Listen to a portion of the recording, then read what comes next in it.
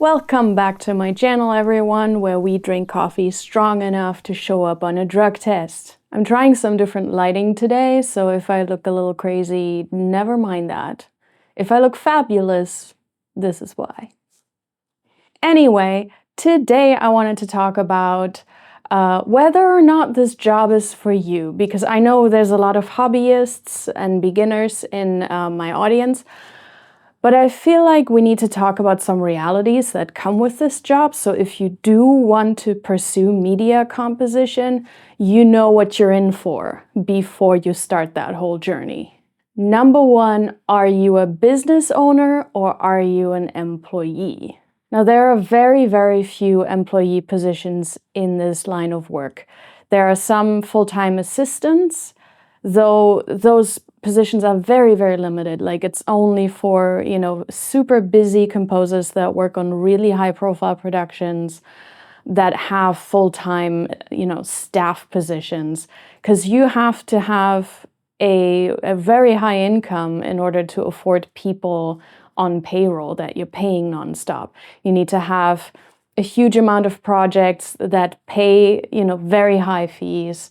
So there's just not a lot of composers that actually have full-time staff. There's also some game composers, like in-house positions. I know Blizzard has a couple, Riot Games, but those would be like really large game companies that have, like a handful of people that are on staff, that are on salary, just working on that one game. And also a lot of those positions have been eliminated in the recent round of layoffs. So it's even less now than it was before, and it already wasn't much. There's also some composer collectives like Bleeding Fingers or Hexany Audio. I don't actually know if at Hexany people are on salary, I'm assuming. But something like Bleeding Fingers as well, where you have kind of a collective of composers working for a company. But again, that is so, so rare. I would say probably 95% of us or more are independent artists. So if you want to be a composer employee, you better wish for something more attainable, because you're aiming for a handful of positions that open up just once every couple of years. So I would not assume that you're going to get one of those positions. I know someone has to get them, obviously, but like, we're talking a few hundred positions in the entire world. Now, what does this mean? It means you have to do a lot of legwork when it comes to doing business stuff. At least, or especially at the beginning of your career, when you can't afford to pay someone yet to do that stuff for you. So wherever you live, you're going to have to learn about business entities and set one up for yourself. Here in the US, it would be LLC or S Corp or C Corp. But in other countries, obviously, there are different business entities. So you're going to have to pick one, inform yourself about what this means, and, do all the legal stuff and get all the necessary licenses. You're going to have to do proper accounting, either in accounting software or make your own spreadsheets. And you're going to have to familiarize yourself with the tax situation. Because if you're an employee, taxes are fairly easy because you get a form at the end and your taxes are already taken out of your paycheck every month. So the situation is fairly easy. If you are self-employed and depending on your business entity, things are more complicated. Like, you'll probably start out as a sole proprietor, or you're going to set up an LLC. That's how I started, which means you're going to have to pay an LLC tax, which is, I think in the US, it's $800 a year. But also there are other entities that require a different tax situation. For example, 6 years ago, I switched to S Corp taxation for my LLC, which means I have put myself on payroll. I am my own employee, so I have to do personal taxes as an employee, but I also have to file a separate tax return for my corporation. So you have a corporate tax return and a personal tax return, which makes things a lot more complicated. And then the accounting is even more important, that you separate things out. But also something else I just recently had to do again is file for a tax exemption in Germany. If, like me, you are a member of a PRO in a country that you don't pay taxes in, I don't pay taxes in Germany, I pay my taxes in the United States, then you have to go through a whole process every couple of years to prove that you're paying taxes here so you don't have to pay taxes there. Otherwise, the German PRO is required to take income taxes out of your royalties, which obviously I don't want because I pay my taxes here. So there's all these things that you're going to have to do when you have to take care of your own shit. There's also all kinds of business filings. There's like a statement of information with the Secretary of State here. And there's like the LA city tax, like business tax that you have to file every year at the end of February. So there's a couple of, licenses that you need to get, like a couple of adjacent filings that you need to do. You also have to set up business accounts to separate your professional business assets from your personal assets. This is especially important for tax purposes, but also if you get sued, then your personal assets are not, cannot be touched in the lawsuit, only your business assets. So you want that separation. You're also going to have to set up your own healthcare and your own retirement. Now, this again is going to vary from country to country, but if in the United States you're self-employed, you're going to have to run your own healthcare, either getting healthcare just like that, or in my case, again, if you have an S Corp, my healthcare is part of a benefit on my, for me as an employee. So I run it through my company. It's part of my paycheck as an employee benefit, so that it's tax deductible. But so you're going to have to set that up yourself. And same with retirement. You're going to have to open those IRA accounts, either Roth IRA, traditional IRA. I also have a SEP IRA. If you're a little further along, you can set up your own 401k. And there's like one more, if you're like really wealthy, there's like one more, I forget what it's called. Doesn't really matter for the beginning, because once you're there, you're going to have a person doing these things for you. But for now, like even if you're in like the 6-figure range of income, you will still probably be doing these things yourself for the most part, as a business owner. So you're going to have to set these things up yourself. And you're going to have to keep in mind that there's not going to be benefits for you, right? There's not going to be paid sick leave. There's not going to be paid vacation. Like, sure, I'm an employee of my own company, but at the end of the day, I'm still paying for that, right?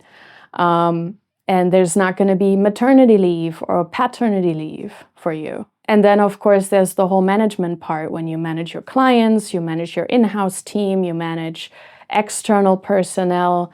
There's a lot that goes into that as well. You provide workflow, you provide work tools. It takes a lot of discipline and organization to run your own business. Now, if the things that I listed aren't for you, maybe this job isn't for you. Because I really wouldn't bank on getting those like 1 to 5% of employee positions in an already oversaturated field. Plus, those employee positions are also disproportionately in specific areas like Los Angeles, London, New York, like big metropolitan areas. So you're also going to have to make the sacrifice of moving into those areas and assume the cost of that if you want one of those employee positions. But so it's also, aside from those positions already being super rare, they're also just very limited to people who have access to specific geographic locations. Number 2, technology versus notation. If you don't learn music technology, you will be unemployed. I cannot stress this enough. I've said this in a different video before. This is non-negotiable. 90% or more of our job is happening behind a computer screen. Like, save for like 5 A-list composers, like some of the older dudes that still get away with it. Once they retire or die, this is done. We're not going back. It's not tolerated by productions. They have different needs now, and we're providing a service. So if we, with our service, cannot meet their needs, they're going to go find that somewhere else. We've already seen this happen around the turn of the century, around the year 2000.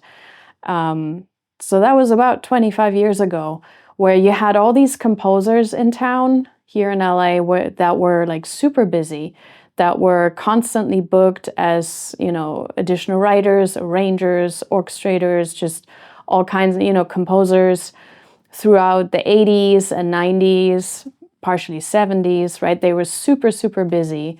And then they refused to learn the new technology because they thought it was a fad or, it was going to go away. And they just didn't want to deal with it. And then they were phased out of the workforce real fast.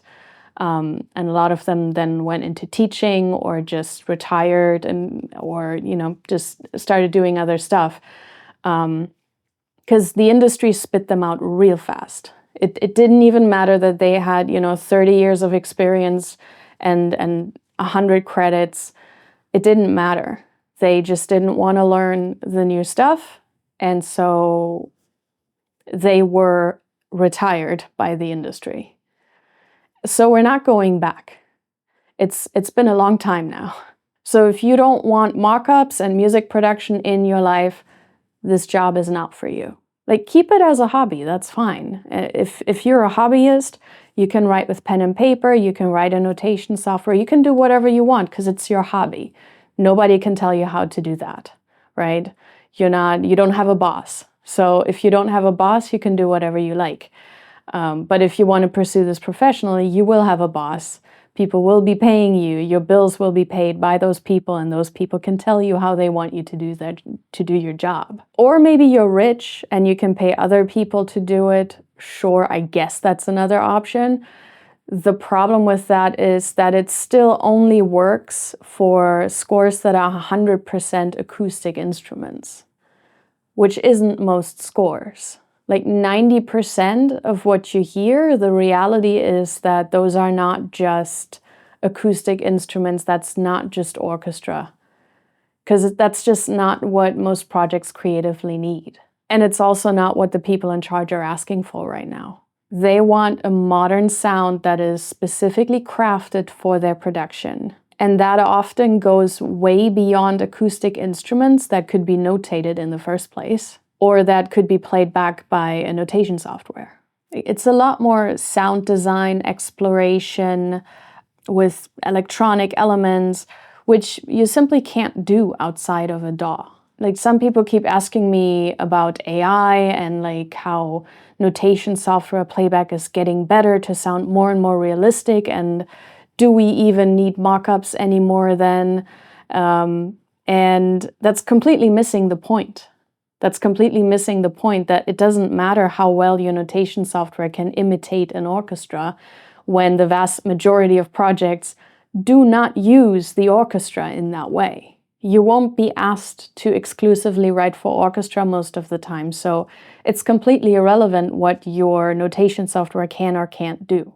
But so if you really just want to stick to notation, whether it be pen and paper or notation software, you'd already be excluding yourself from like 90% of gigs in, again, a very oversaturated field that does not have a lot of gigs. Like, the last time I wrote a purely orchestral score, I think it was the Klaus Family 3, which would have been 3 years ago.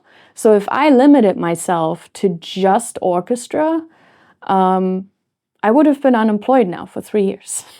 I wouldn't have had a job. And even on that production, we only recorded vocals, guitar, strings, and woodwinds. So large portions of the music still had to be produced in the DAW.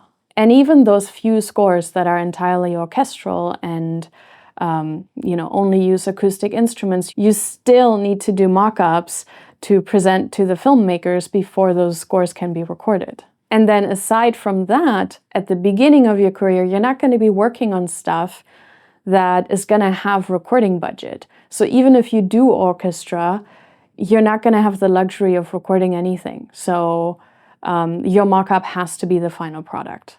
So a lot of proper music production has to go into that. And then even later, once you're in like the middle of your career, like kind of where I'm at now or entering, your productions will not have the kind of budget where you're gonna have like enough money to record every single instrument and where you're gonna be able to afford enough recording time. So a large portion of your stuff is still gonna be just a mock-up. Like a full orchestra costs a ton of money, even in Eastern Europe. Plus, orchestration is gonna be expensive and all that stuff. So it's not a lot of productions that will give you that kind of budget. But so long story short, and more importantly, this is just no longer the aesthetic. This is not what most productions go for. And I'll get more into that later in this video. Now, I've heard the concern of people saying, well, but if I write into the DAW, I feel like my writing quality and my writing speed is going down when I use that technology. That just means you haven't spent enough time with the technology. You haven't spent enough time learning the tool, because that's all it is. It's a tool, right? It says nothing about the quality of someone's work, no matter what some people like to claim. It's ridiculous if you think about it, right? It's like saying an author's writing quality goes down when they type into a computer instead of handwriting their manuscript. It's just a tool. It has nothing to do with it. If you're a good writer, you're going to be a good writer if you write by hand or on a typewriter or on a computer. It just means the person who is still handwriting their manuscript hasn't learned how to use a typewriter or how to use a computer, right? That's all that means. And it's going to be like that in any job, whether it's a blue collar or white collar or creative job, it doesn't matter. You're going to have to learn new tools all the time. Every few years, there's going to be new technology that you're going to have to learn to keep your job. That's just how life works. You'll have to embrace technology one way or another. And if you're already trying to think of ways to get out of doing the work by using AI or pre-made loops or MIDI packs or other automated shortcuts, this job isn't for you. Because there are no shortcuts, and clearly you don't love it enough to want to do the work. If you're looking for shortcuts from the start because you're trying to avoid having to sit down and learn basic tools and skills, you don't really want it. You don't really want it. It's like the same when people want to pursue this professionally and ask, oh, do I have to learn music? Do I have to learn to read sheet music? And I'm like, why wouldn't you? Why wouldn't you learn that if you want to pursue this full-time professionally? Sure, you don't have to, but why are you trying to cut corners, right? Why are we already at the very beginning, before we've made our first dollar, why are we trying to cut corners? It shouldn't be that way. So that would be a sign for me that you don't necessarily want this enough and you don't love it enough. And so maybe you shouldn't pursue it. Not necessarily just because of the reading sheet music, but anything that is related to this. You should be curious. You should want to learn as much as you can, right? It should be your passion. This should not be a chore. It should be something that you enjoy. If you don't enjoy it, don't do it. Number 3, work for hire. Now this is an important one because if you just want to write whatever you want at the speed you want and you don't like deadlines or addressing feedback, this job isn't for you. It's work for hire, meaning someone is paying you to provide a service and to produce a product for them. And since they're the ones paying for it, they will tell you what they want. Sometimes they give you a lot of creative freedom, sometimes none at all. Sometimes you get to write really creative stuff, and sometimes you're gonna have to write stuff that the client will ask you for, but that you don't necessarily like or agree with. Sometimes you have a lot of time to be creative and work out all the details and deliver the highest possible quality, and sometimes the schedule forces you to slim it down, take some shortcuts, and streamline things a little bit more because there's just no time to work on all of the little things that you would like to work on. Sometimes you're paid really well for comparatively little work. Sometimes you're paid adequately for the amount of work that you do. And sometimes you're paid abysmally for way too much labor. There is no real standard and there is no union to set pricing. Sometimes you get to keep all ownership of your work. Sometimes you give up half of it. Sometimes it's a full buyout, especially in video games. So when it comes to creative freedom, setting a price for your labor and retaining ownership of your work, you will have to renegotiate that every single time. There is no standard, and if you can't come to an agreement with the client, they'll simply pick someone else, right? If you're difficult to work with, they will pick someone else. Like, you'll just be unemployed. That's the reality in any service job. You're providing a service, and if the person buying the service from you does not like it, they will go somewhere else. So you're gonna have to swallow your ego a lot of the time, and you might have to deal with some personalities and just some difficulties, and just, give up some of that creative freedom in order to stay employed. This is why sometimes it can be important to also just write stuff for yourself, or to later, like, I'm now at a point where I'm starting to work more and more with people that I creatively align with. So I enjoy working with them, and they give me enough freedom and guidelines, and they're just, we're on the same wavelength. And I've started turning down work that, I know I'm not going to enjoy that. But at the beginning of your career, you can't really do that. And it'll pop up every now and then, when you work with new people. It can be that, you're just not on the same wavelength, you're not vibing, you're not in the same creative mind set. So that's just going to be the reality. Number 4, the hustle versus balance.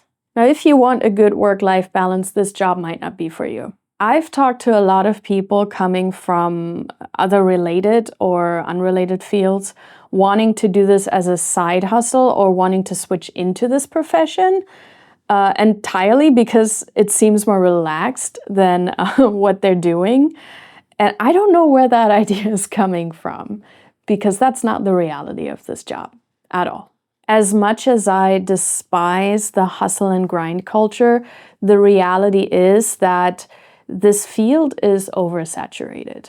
There is no guarantee for success. So in order to come out on top, which would be the 10% or less of us that are actually making a living off of this, you're gonna have to put in a lot of legwork during the first decade of pursuing this. I'm actually researching for a video right now to determine how many of us there actually are. But the reality is that there are more aspiring media composers currently than there are actual working composers making a living off of this profession. You have to be very aware of that. Either way, creating a steady income and a big enough client base takes a lot of time and a lot of personal sacrifice. It took me 5 years, I think, 5 years of working nonstop, 7 days a week, 16 hours a day, just to get out from under the poverty line. Like, I started in literally the lowest tax bracket. And then it took another 5 years of working nonstop, 7 days a week, every waking moment, to sustain myself in like solid middle class and build up a proper like passive income that can essentially sustain me 100% at this point. But so to get there, it took like 10 years. I'd say the last like 2 or 3 years is probably where I started slowing down a little bit to like marathon pace instead of like sprinting straight into burnout. But I'm also at an age now where you get mad when they rearrange the supermarket. Like, why is the bread on the other side now? I've already gotten my steps in. I always say it's balance you have to earn in this field. Nowadays, I don't work holidays anymore. I don't work weekends anymore. I take regular time off. I don't work when I'm sick. I don't pull all-nighters if it's not absolutely necessary. I don't hustle and grind anymore, or say yes to everything, because I did that for over 10 years. There are rare exceptions, of course, but overall it's not the norm in my life anymore. You could kind of see it as laying the groundwork for like a decade so that you can then reap the benefits of your labor and kind of have the privilege of going a bit slower, and enjoying the journey a bit more. So it takes a lot of dedication and stamina and patience to make it out of that initial hustle and into balance. And if that's not for you, pick a different job that gives you a proper 9-to-5 experience from the start, and you can have your balance from the start, because this profession does not provide that. Number 5, risk versus safety. Much like balance, job security and financial safety are earned over time in this field. Again, I don't like it, but that's how it is. If you want a steady, dependable income, regular hours, benefits, and so forth, you'll have to get that corporate job. Or something adjacent to that, because in this profession, you'll be living on hopes and dreams for a few years. I know it's ironic in the current job market to say that, because it's bad out there right now. I know that. I'm not that out of touch. But historically, overall, there's more safety in being an employee. According to the US, let me read this out. According to the US Bureau of Labor Statistics, 23.2% of new businesses fail within their first year. This rate increases to 48% within 5 years, 65.3% within 10 years, and only 25% of businesses make it to 15 years or more. I would wager that these numbers are even worse in the entertainment industry, where probably more businesses fail. But so you only have about statistically a 25% chance that your business is going to make it to 15 years or more, which would be like, if you want to do this for life, then your business would have to make it past that.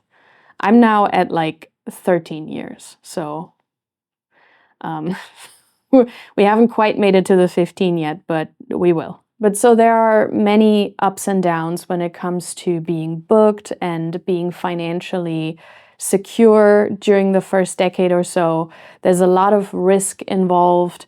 There might be times you have trouble paying your bills, times you're without healthcare or essential things in life, times where you really feel like you're gambling a bit and just, live on vibes only, just kind of, going with the flow and just kind of trusting that things are going to work out. Now, if you come from money, obviously that's gonna be much easier. The risk is massively reduced if you have a financial safety net. But also, for example, if you have dependents, there's probably a finite amount of risk that you can take. I personally mitigated a decent amount of risk through like research and planning and budgeting and discipline.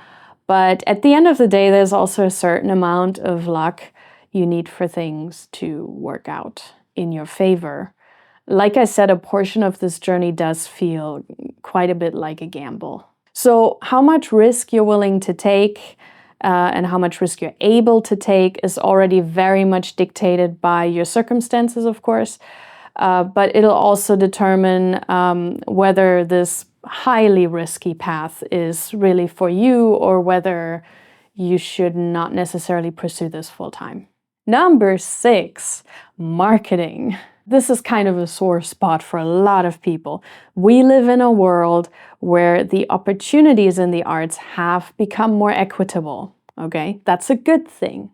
It's part of why the field is also oversaturated, or why the arts in general are oversaturated, but overall I see it as a good thing that more people have access to professions that normally would be reserved for, the rich kids. Though, of course, in a capitalist society, money always helps. So you're going to have an advantage if you come from money, but it's not impossible to pursue. Like, I didn't come from money. I financed this whole thing myself. So just through work and a bit of luck. I'm gonna get into that in a different video, but it's possible, right? Not everybody in this profession comes from money. But also, we're no longer dependent on record labels and on agencies and connections to other gatekeepers to get our art out there, right? We have plenty of free and low-cost options to make our art and publish it without much of a middleman, which makes this a great time to be alive and be an artist. Now, this level of access has enabled a lot of very talented people to pursue this and to get noticed, people who otherwise would have gone unnoticed. So there's always pros and cons to a situation. Now, one of the things you're gonna have to become okay with in this new climate is that in order to stick out from the crowd, you'll have to find a way to connect with your potential audience. And that is where self-marketing comes in. You'll have to either market your business or brand, or you'll have to market yourself as a person. That means you'll have to learn a whole other skill set next to the music and business part. Like, you're wearing many hats these days. That's just how it is. You'll need to learn about different social media platforms, how their algorithms work, how to use their analytics data, how to publish things, what time to publish things, how to engage people, how to make audio-visual content, how to publish your music through like an online distributor, how to make a website, maintaining your IMDb page or other online presence. It's a lot. It's a lot to learn. Like, having done all of this myself, I know it's a lot. It's like a whole nother full-time job. It can really be very, very time-consuming until you can hire people to help you with it. I, to this day, am not hiring people to help me with it. So everything you see online is made by me, and that's it. Marketing can also mean attending events or conferences or film festivals or going to screenings. It can mean setting up lunches and dinners or office meetings. It can mean writing emails. It can mean writing newsletters. It can mean joining professional organizations. It can mean collaboration with other artists or participating in competitions or writing demos for sample libraries. There's so many things out there that you can do. It can mean submitting your work for critical review or for awards consideration. It can mean creating music videos or generally making off videos like I do on this channel. It can mean joining a panel. It can mean joining specific Discord servers or other online groups. Now, do you have to do all of these? No. I think that would be crazy if you did all of these all the time.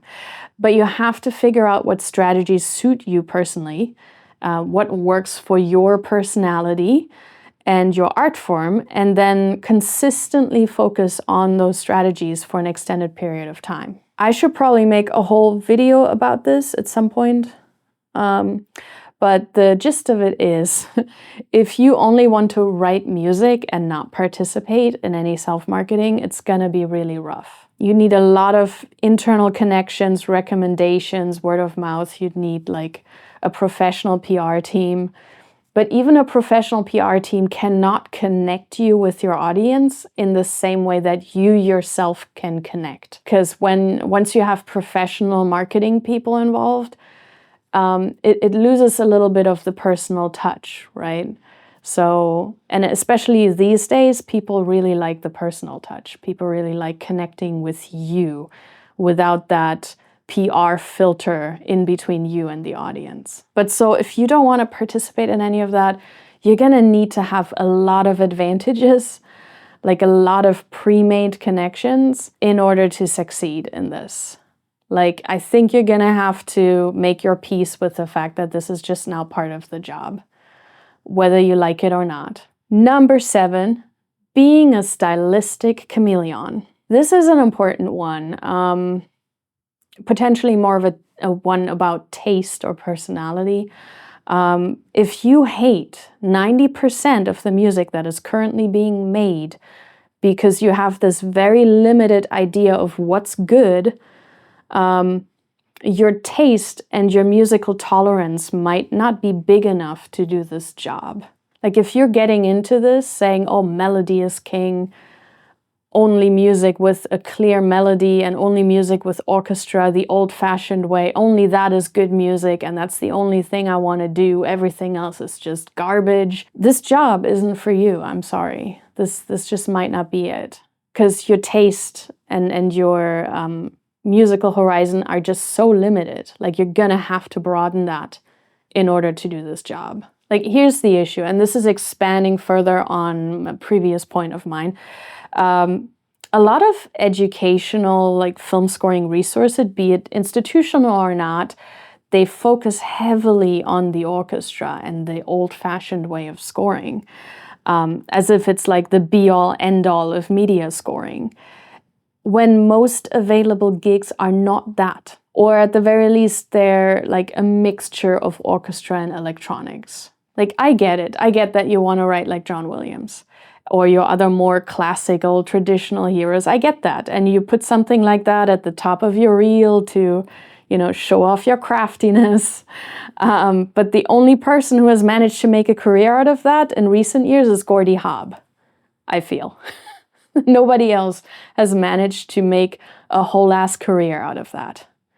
Because it's just not in demand and it's just not serving every property in the way that these properties need to be served. Like, despite what some folks like to claim, a lot of us professionals across all ages can write like that and also orchestrate like that. Especially those of us who come from a classical background. We analyze the same composers, we studied the same composers and the same techniques that the older guys got their technique from. But that sound has been so outdated for decades now. What these guys did, even when they did it, it had already been done before they were even born. Like the classical music world they were already done with that style in like the 30s, okay? See, the magic doesn't really lie in the traditional craftiness because that can be learned. That can be learned through score study, that's just theory. Anybody can learn that. It lies in the storytelling abilities. That's the important part. An experienced media composer instinctively knows how and when to use music in a story to make us feel all the feels. That's how we connect with their art. The rest is just style. Why am I saying this? Because storytelling is still king. And we now live in a time where you can't be this inflexible stylistically anymore. The time of you picking like that one old-fashioned thing that you like and doing that for the entirety of your career, that doesn't fly anymore. We're over that. It's been done a million times over. There's already barely any demand for those more established old school orchestral dudes to do what they do. Because if the story demands something outside of that one thing that they do, they can't do it, right? If you put them in front of a DAW or a synthesizer, they'd probably melt on the spot. Like, people who claim that traditional orchestral thematic writing is a lost art is untrue at best and insulting at worst. The reality is that most of us learned all of those old-fashioned skills, okay?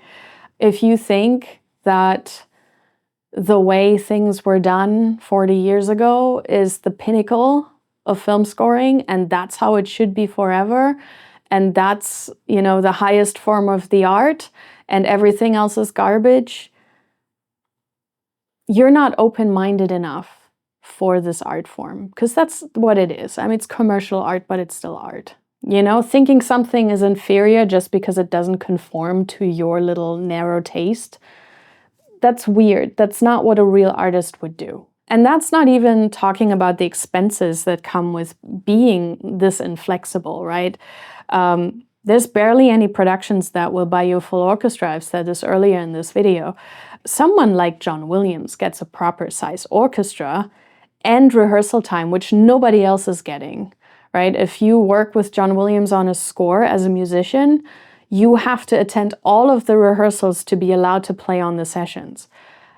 Nobody else is getting rehearsal time. This is not normal, okay? This is so expensive. Most productions cannot afford that. and cannot accommodate that. But this is why his orchestra sounds so nicely balanced, because he gets rehearsal time. So by the time you record, the players already know the music inside out, whereas for the rest of us, they're sight reading it for the first time. So we're just balancing on the spot. This is also why sometimes for us striping might be easier, because if you don't get rehearsal time and you have like a brass section that is a bit too large, and you don't have time to balance that out with the string section that is too small to balance with the brass, striping might be a better option for us. Like, we need to come up with solutions because we get these smaller section sizes. So sometimes, we need to stripe because physics, right? You have an overly large brass section or a regular size brass section, but you only have single woodwinds and like a way too small string section. There's no balancing possible. So you're gonna have to stripe. We get a bad rap for it because, some people say, oh, those young composers, they can't balance an orchestra anymore. And we're like, yes, we can. We learned it much the same way that everybody else learned it before us. It's just, if I can't have a full string section to balance the brass, there's nothing I can do, right? You can mitigate that a little bit with writing, but at the end of the day, you're going to have to come up with solutions if they're not giving you the money that you need to have a full-size orchestra. Like, we're not lacking skill, we're lacking money. That's the issue. And the lack of money is causing problems that we then need to solve creatively with modern tools, modern techniques. That's why it's so important to be flexible with technology, recording techniques, and to, be able to figure these things out instead of requiring a production to buy you a whole orchestra so you can do the John Williams thing. Like, I get it. I'd love that too. I'd love the 100-piece orchestra, right? But that's just not realistic. And I'd love the rehearsal time, but that's just not realistic. Nobody's going to buy us that. They're barely buying John Williams that. So, it's just not going to happen for us. So we can't be this inflexible. Like, productions won't put up with that. But also something striping does, for example, if you don't know what striping is, I do have a video about that, a really old one. But what striping also does, which is basically recording sections separately, is to record unusual section sizes, right? To modify the orchestra, to try out new things that maybe haven't been done before or that haven't been done in that way. But also you can try out different things in the mixing phase, right? And put different effects on different things and just be a bit more creative instead of, being locked into, well, this is not what they did 40 years ago and therefore it's garbage. An art form needs to evolve, and you as an artist need to be open to evolve. You need to continue to be curious. Beyond your initial interest, you need to broaden your mind to understand music that may not have a melody, right? And appreciate it and appreciate what it's doing and how it's doing it, how it's still telling a story. There are different ways to do this job. There are different things to appreciate about music that aren't melody and chords and rhythm, right? I think Austin Wintory said this in a video on his channel that I recently watched, and I paraphrase, but he said something like, the surest way to let something die is to not let it evolve and grow. And we've seen this with other art forms and with products. Whenever the purists and the traditionalists come in and, claim this is good and this is not, and this is how you do it properly and this is not how you do it properly, it's usually when the art form stagnates and slowly dies, right? Or where a company goes bankrupt or a product slowly, just loses its market share and dies. Like, it happens in any free market situation. It may be a slow decline at times, but a decline nonetheless. And listen, I love acoustic instruments, very much so. I love the orchestra, I love tonal, melodic, thematic music, but it comes with limitations. and its limitations that the art form eventually needs to grow beyond. Like, why rehash something that has been done better a million times already? I realize the irony again, coming from someone living, working in Hollywood, which famously likes to rehash shit. But that's not usually coming from the artists, okay? That's coming from like the spreadsheet guys with the business degrees that just want to see like low effort billions for their shareholders. Anyway, the reality of this job is that you have to know as many modern tools as possible to be an excellent problem solver, and also become a bit of a chameleon musically and like broaden your horizon. Because aside from, traditional orchestral scores not being in particular demand, they also just aren't the ideal solution for every IP. They don't always serve the story and the creative vision the best way. Sometimes you need electronics. Sometimes you need, textured aleatoric experiments. Sometimes you need a hybrid approach. Sometimes you need songs, sometimes you need folk instruments, sometimes you need vocal experiments, sometimes you need to cross into other genres entirely, or use weird sound experiments and combinations. I mean, the sky's the limit. But your job is to do whatever serves the creative vision best, whatever serves the story best, whatever serves the IP best. You generally need more than one stylistic approach to serve different stories. And as a result, modern storytellers will seek out those composers who have a more versatile skill set, right? And can speak more than one musical language. So if you don't see yourself ever being interested in things outside of that one thing you like, then maybe this job isn't for you. Number 8, the last one, is ideas. If you don't have musical ideas, this job may not be for you. And I say this with love. I don't say this to degrade anybody. People ask me often when I show my stuff, show scenes or other stuff, they're like asking me about how I made that sketch or how I got the ideas, and I can't really explain that. Because either you have ideas or you don't have ideas. If you've never had a musical idea in your life, then this is not necessarily your profession, right? That's just how that goes. I don't know where ideas come from. I don't know where that spark is coming from. Either you have it or you don't have it. Maybe that's what we can describe as talent. I don't know. But I can never really explain to people how I find ideas, because they either come to you or they don't come to you. And that doesn't mean necessarily that you don't have ideas in other areas, right? Like, I may have musical ideas, but I have friends, for example, that have story ideas. I don't generally have story ideas. I have very derivative story ideas, but I don't come up with characters and storylines and all that stuff. I'm not an author. That's not what I do. That's not where my ideas come from. Likewise, I have friends who walk into an empty room, for example, and they know exactly how they would design that room. They have interior design ideas. Some people have exterior design ideas, garden ideas. Some people are architects, right? Some people have ideas in the kitchen. They're like chefs. They invent dishes. So different people have different ideas. Maybe you're a fashion designer, right? Maybe you have all kinds of ideas about garments, clothing. Maybe it's shoes. Maybe it's hair. Maybe it's anything creative, right?